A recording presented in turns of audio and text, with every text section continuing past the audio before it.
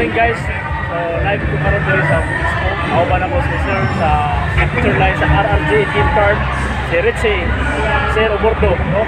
Kahit kayo kung ano guys, so na-adri live ko pa kita ngayon. So Sir, anong istorya niyo sa atong Obordo? O bayan sa atin?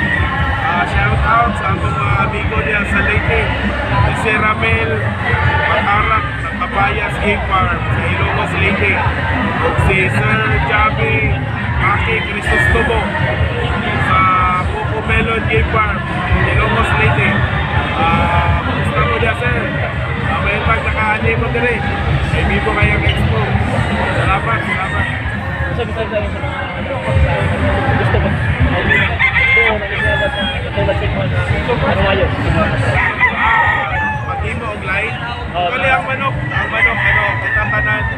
itatanan nga breeder natay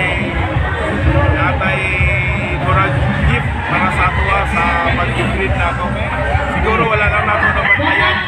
So ang manok pinanglan magsugod pa sa maayo nga line. Tapos sila yung pag-train kung bisa mo'y maayo score dito na. Siguro para sa ako ang kanawayon pagkulay ng taon na sa farm. Nagantay ko sa reagi ko niya line. So nagsugod pag-tapos sa kanawayon ako nagkaong. So andot karon ginamintay niya ako na ito ang kanawayon niya line. Alright, salamat sir sa pag-thank you. Salamat guys sa Sir Richie Obordo sa RRG Team Farm. Alright, thank you guys.